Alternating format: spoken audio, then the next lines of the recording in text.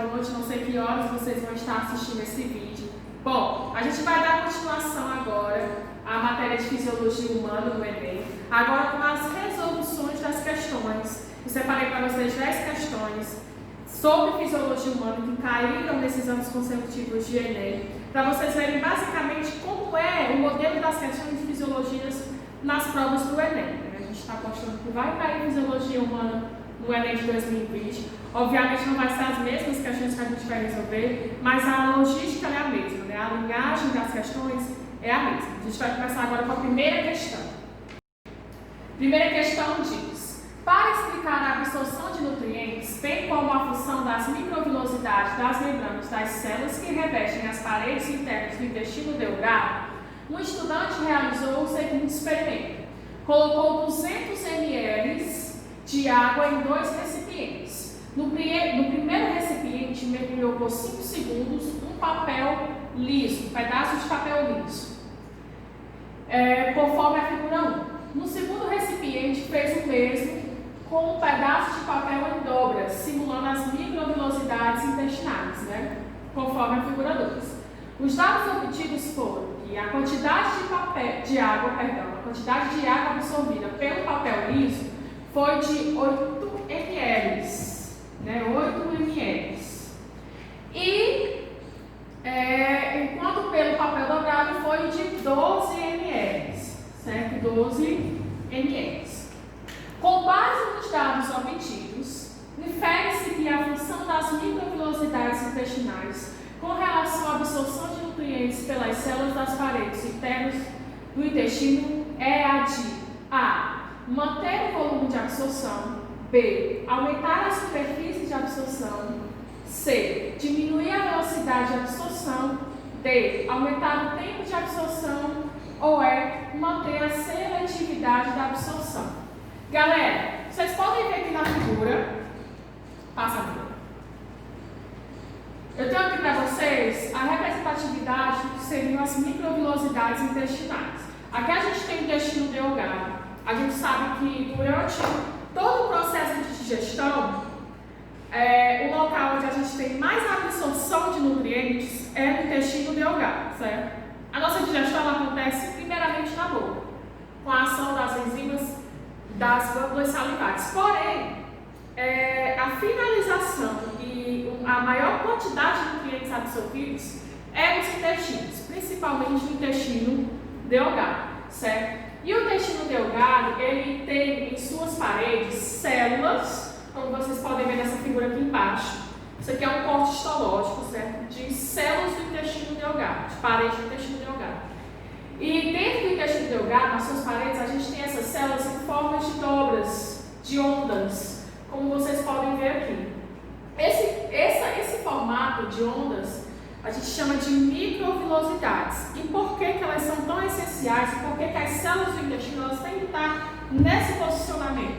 Porque, galera, de acordo com o formato, a gente vai ter uma maior área de contato e assim uma maior absorção de nutrientes. Por isso que o intestino delgado ele é a parte do sistema digestório onde mais absorve nutrientes, justamente por causa dessas ondas, formadas pelas células, que permitem com que essa superfície de contato ela seja bem mais intensamente absorvida, certo? Por isso que o papel das microvilosidades elas são tão importantes no intestino. Vamos voltar para a questão. A gente tem aqui 2 papéis, certo? Ele simulou como se fosse áreas do intestino mesmo. A gente tem um liso e a gente tem as dobraduras. A própria questão fala que quando o estudante mergulhou esse papel na água, mergulhou o papel liso na água, a absorção dele foi menor do que quando ele mergulhou o papel em dobraduras. Justamente porque no papel com as dobraduras, eles teve uma superfície de contato maior e assim uma absorção maior de ar. É esse o papel das microvilosidades. Então, se a gente for olhar a alternativa mais coerente seria a letra B, aumentar a superfície de absorção, porque ele aumenta a superfície de absorção, essa capacidade ela fica mais eficiente e aí a gente pode ter, uma maior absorção de nutrientes, certo? Então a letra correta é a letra B, de bola. Vamos para a segunda questão. Segunda questão. A pílula anticoncepcional é um dos métodos contraceptivos de maior segurança, sendo constituída basicamente de dois hormônios sintéticos semelhantes ao hormônio produzido pelo organismo feminino, o estrógeno e a progesterona. Em um experimento médico, foi analisado o sangue de uma mulher que ingeriu ininterruptamente um comprimido desse medicamento por dia durante 6 meses. Qual gráfico representa a concentração sanguínea desse hormônio durante o período de experimento? Meninos, é simples. Quando a gente fala de anticoncepcional, a gente tem que lembrar a questão do ciclo menstrual, certo? O anticoncepcional, ele atua diretamente no ciclo menstrual da mulher. E no ciclo menstrual da mulher, atuam 4 hormônios específicos. O estrógeno, a progesterona, o FSH e o LH, certo? Atuam esses 4 hormônios específicos aqui. Qual é a diferença? A diferença é que o estrógeno e a progesterona são produzidos nos ovários, nas glândulas femininas.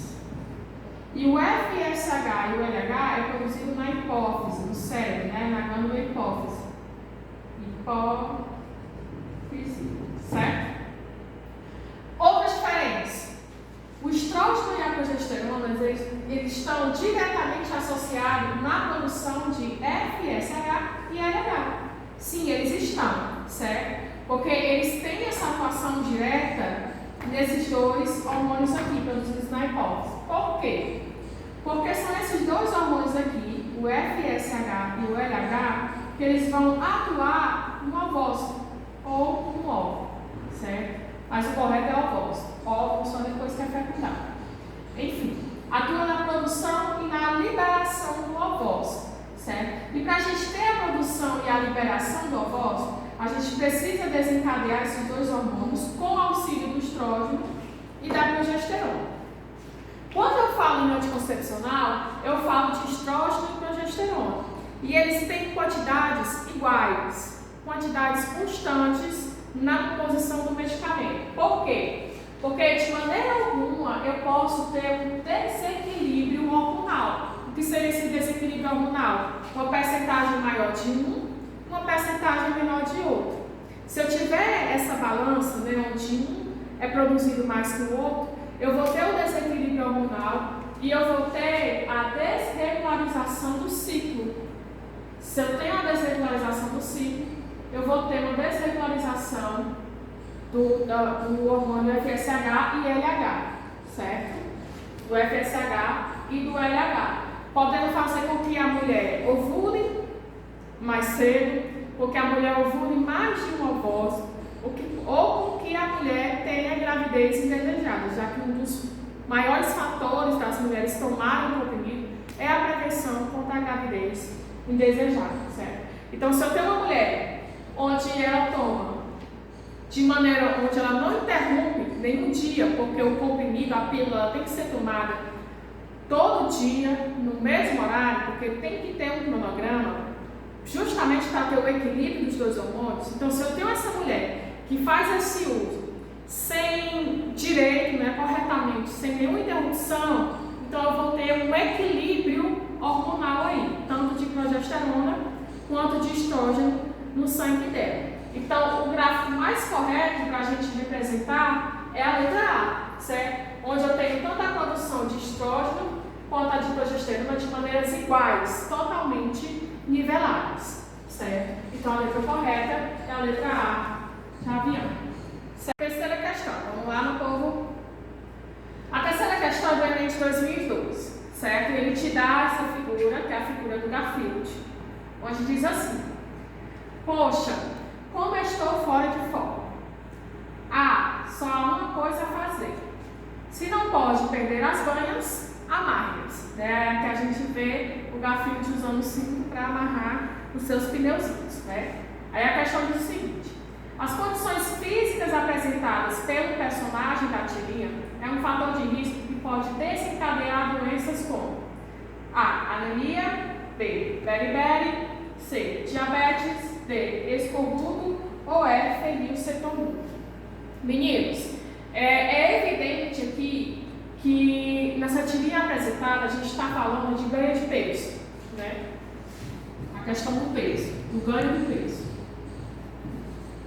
E eu falei para vocês no nosso aulão de fisiologia que uma das doenças que eu mais aposto, e que eu sempre apostei durante esses anos, que já caiu em prova, mas que não sai de moda, é a questão da obesidade.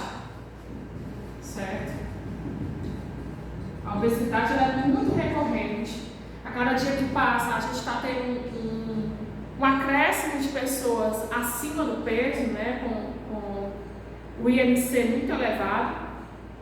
E principalmente esse ano, com a questão do isolamento social, onde as pessoas se pegam dentro de casa e muitas vezes podendo desencadear crise de ansiedade, até mesmo a questão de estar dentro de casa, a questão de comer compulsivamente, né? A gente viu uma pesquisa na Folha de São Paulo, onde cerca de 60% dos brasileiros ganharam peso excessivo durante a quarentena, né? Que é a milenesatena, que já está bem no 2000 e a gente não sai disso. Nós vamos sair, fé em Deus que a gente vai sair. Mas durante esse isolamento, cerca de 60% da população nacional teve um ganho de peso específico por esse fato de estar dentro de casa, né? E isso desencadeia a obesidade. O Brasil é o segundo país onde a gente tem pessoas mais obesas no mundo e a gente tem compulsão e desregulação alimentar muito comum, que é a ingestão de fast food, de gorduras saturadas, certo? De carboidratos em excesso, que isso tudo leva a um ganho de peso específico. E a obesidade, ela também é uma porta de entrada para outras doenças, como por exemplo, doenças coronarianas, né? Doenças vinculadas ao coração. Falei para vocês na aula, né? A arteriosclerose está aí para provar isso. Doenças psíquicas, certo? Doenças psíquicas também é muito comum. E a diabetes. A diabetes, para quem não sabe, ela também pode ser uma consequência da obesidade. Isso eu falei para vocês, não é porque a pessoa está gorda ou ela está acima do peso que ela é uma pessoa bem nutrida. Existe diferença. Uma pessoa desnutrida é uma pessoa que está com déficit de nutrição. Uma pessoa obesa, ela pode sim estar com déficit de nutrição. Ela pode estar exagerada em um tipo de composto alimentar, mas pobre em outro tipo de composto alimentar. E isso pode desencadear a diabetes. A diabetes não é só a falta de glicose, também o excesso de glicose pode causar a diabetes, certo? Então, se a pessoa tem obesidade, ela tem um acúmulo excessivo de glicose, e isso pode desencadear uma diabetes, né? A diabetes é uma das maiores doenças e das mais frequentes dentro da população brasileira, certo? Então, dentro dessa análise da tirinha, que a gente pode, certo, achar mais coerente das alternativas é a letra C, certo, que fala de diabetes. Por que, Yaut? Porque a anemia, ela está mais vinculada à questão do déficit de ferro no sangue, certo?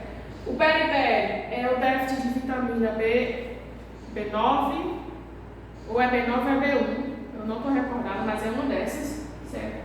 O escorbuto é o déficit de vitamina C, e a fenilcetonúria é o déficit de aminoácido, fenilalanina, que ela está mais vinculada a doenças genéticas. A fenilcetonúria é mais genética do que ganho ou perda de peso, certo? Então, dentre as alternativas, a mais coerente da figura é a diabetes, letra C de casa, certo, meninos?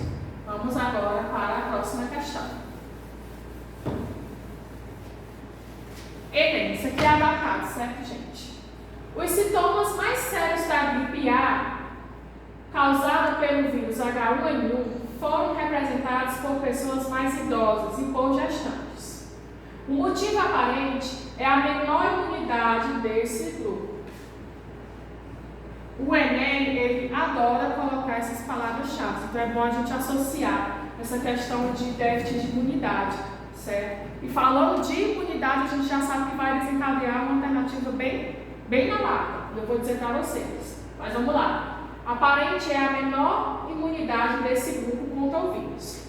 Para aumentar a imunidade populacional relativas ao vírus da gripe A, o governo brasileiro distribuiu vacinas para os grupos mais suscetíveis. A vacina contra H1N1, assim como qualquer outra vacina contra agentes causadores de doenças infecto-contagiosas, aumenta a imunidade das pessoas porque A. Possui anticorpos contra o agente causador da doença. B. Possui proteínas que eliminam o agente causador da doença. C. Estimula a produção de glóbulos vermelhos pela medula óssea. D. Possui linfócitos B e T que neutralizam o agente causador da doença. Ou letra E. Estimula a produção de anticorpos contra o agente causador da doença.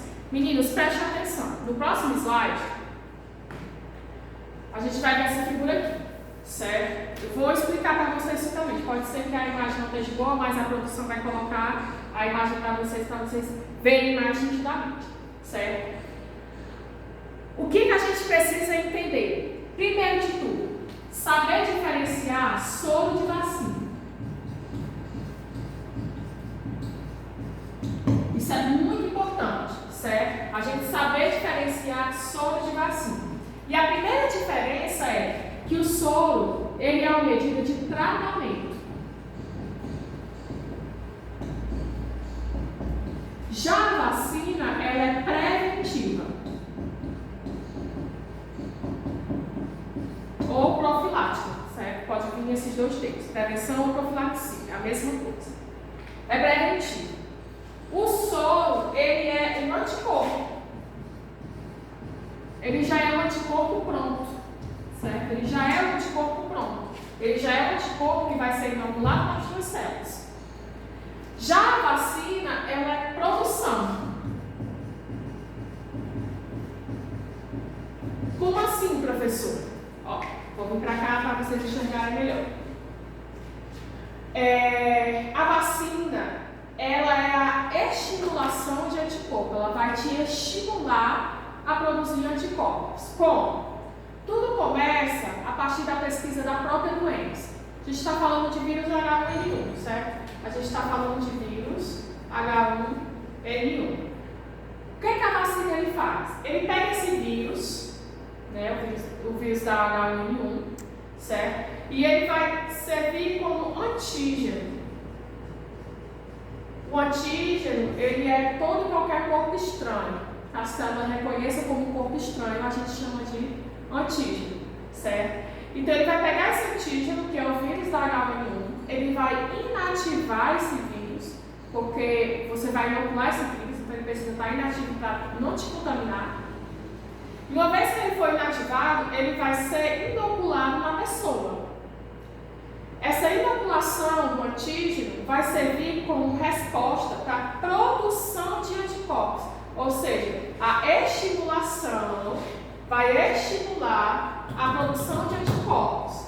Vai ativar o que a gente chama de memória imunológica.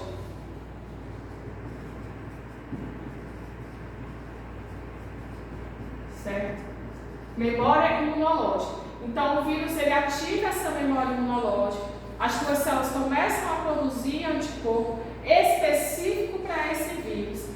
Caso você contraia a doença, você já vai ter um anticorpo específico para eliminar esse vírus, ou seja, você já vai estar prevenido contra a doença, certo? Então existe essa diferença básica entre soro e vacina. A vacina ela é preventiva e ela estimula a produção de anticorpos.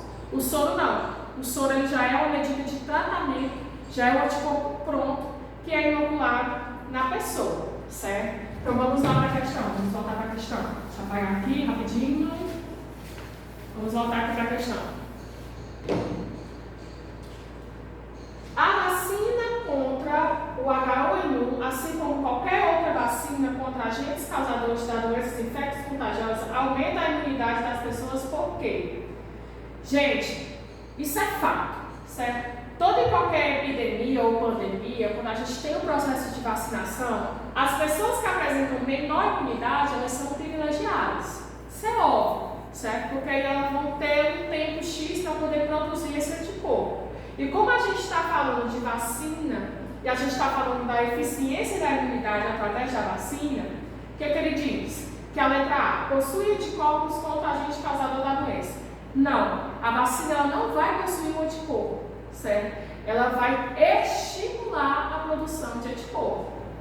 B, possui proteínas que eliminam o agente causador da doença. Também não. A vacina ela é um antígeno. Ela é um antígeno inativo que vai fazer com que estimule as células a produzir anticorpos. C, estimula a produção de glóbulos vermelhos. Galera, glóbulos vermelhos são hemácias, nada tem a ver com anticorpo, certo? D, possui linfócitos B e T que neutralizam o agente causador. Linfócitos B e T são anticorpos. Eu falei para vocês que vacina não tem anticorpo. Vacina estimula a produção de anticorpo.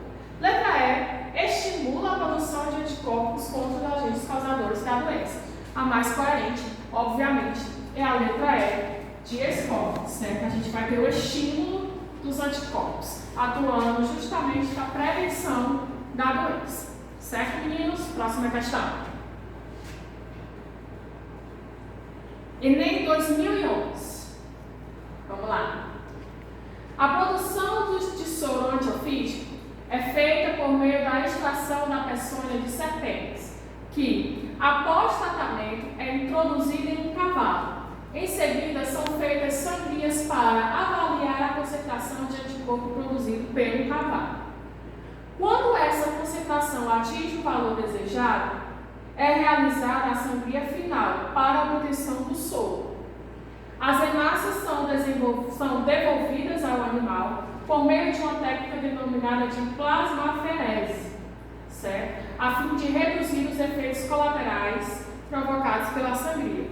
É muito comum a gente ter essa produção de soro antiofídico e a gente retirar muito sangue desses animais. Eu vou já explicar para vocês isso. Então, eles utilizam essa técnica para repor compostos que são perdidos durante esses experimentos. A plasmaferese é importante, pois o animal fica com baixa quantidade de hemácias. Grave esse nome aqui, hemácias. Poderá apresentar, próximo slide, produção. Galera, ó, aqui a gente tem uma imagem do que seria o soro antiofídico, certo? Como é a produção de soro antiofídico? Primeiro, o que é soro antiofídico? Soro antiofídico é soro inibidor de veneno, inibidor de peçonha. Então, é muito comum, principalmente no Instituto Butantan, em São Paulo, a gente ter a produção desses soros antiofídicos. Quando você tem um acidente com animal peçonhento, seja escorpião, aranha, serpentes, certo? A gente utiliza o soro antiofídico para neutralizar a ação do veneno na corrente sanguínea. E para cada peçonha, a gente vai ter um soro antiofídico específico. Por quê? Porque é através da peçonha que é produzido o soro antiofídico. Por isso que a gente tem essa especificidade, né, de venenos e soros. E como é o procedimento? Primeiro de tudo, eles utilizam animais de grande porte, principalmente equinos, né, cavalos e éguas. São animais de grande porte, e animais de grande porte eles têm um desenvolvimento imunológico muito mais eficiente, né, por isso que eles são muito utilizados nessa produção. É inoculado veneno, o antígeno, né, no caso, corpo estranho a gente chama de antígeno. No veneno, na égua ou no cavalo. A gente tem essa inoculação, depois a gente tem a produção de anticorpos através do antígeno inoculado, certo? Então o cavalo ele começa a produzir um anticorpo para um veneno específico. Depois que a gente tem essa produção de anticorpos, é tirado sangue desse cavalo. Mas não é um tubinho de sangue não, são vários tubos de sangue. Por isso que a gente tem a implementação dessa técnica para não dar déficit de falta de anticorpos, de hemácias e dentre outros componentes sanguíneos, para não prejudicar o animal, né? Então eles tiram o sangue já com o anticorpo produzido e aí é produzido o soro sintético antiofídico, certo? É esse procedimento aqui. Parece fácil, mas não é. Leva um tempo. Tem animais que realmente têm reações contra esse veneno, né? Mas é uma coisa que é essencial, porque a gente precisa dessa produção, principalmente para quem se acidenta, né? Zonas rurais, principalmente, que tem muito acidente com animais peçonhentos, principalmente serpentes. Volta a produção para a questão. Ele diz que a plasmaferese, certo? Ela é uma técnica utilizada para repor hemácias, certo? Por quê? Porque se o animal ele fica com baixa quantidade de hemácias, ele poderá apresentar A. Febre alta e constante, B. Redução de imunidade, C. Aumento da pressão arterial, D. Quadro de leucemia profunda ou E. Problemas de transporte de oxigênio. A gente vai ver na próxima questão, e essa questão ela leva para outra questão, que os componentes do sangue, os glóbulos vermelhos, também chamados de hemácias ou eritrócitos, eles são importantes para o transporte de oxigênio. Certo? As hemácias, elas que fazem o transporte de oxigênio pelo sangue, para depois esse oxigênio entrar dentro das células e fazer esse processo de respiração celular. Então, esse transporte de oxigênio, quem realiza é as hemácias. Então, se eu tiver um déficit de hemácias, eu vou ter problemas no transporte de oxigênio. Isso é fato, certo? Isso é lógico. Então, a letra correta é a letra E de escola. Próxima questão.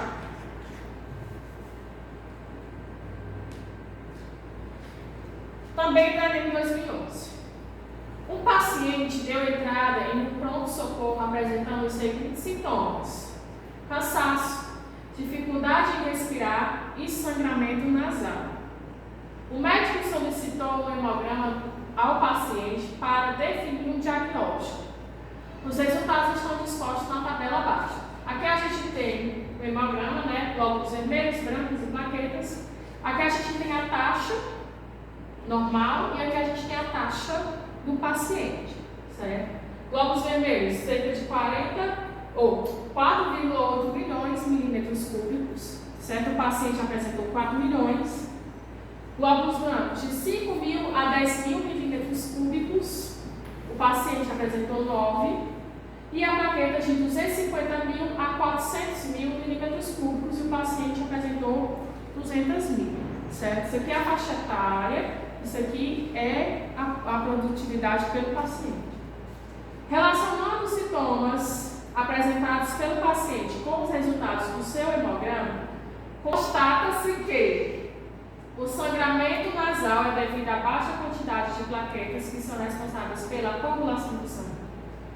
O cansaço ocorreu pela quantidade de glóbulos brancos que são responsáveis pela coagulação sanguínea. A dificuldade respiratória ocorreu pela baixa quantidade de glóbulos vermelhos que são responsáveis pela defesa imunológica. O sangramento nasal é decorrente pela baixa quantidade de glóbulos brancos que são responsáveis pelo transporte de gases no sangue. A dificuldade respiratória se deu pela quantidade de plaquetas que são responsáveis pelo transporte de oxigênio. Próximo slide, produção. Gente, isso aqui é o mapa mental. A produção vai colocar isso em forma de imagem, caso vocês não estejam vendo direito, certo, no slide. Vai ter em forma de imagem para vocês. Mas isso aqui é um mapa mental da constituição sanguínea.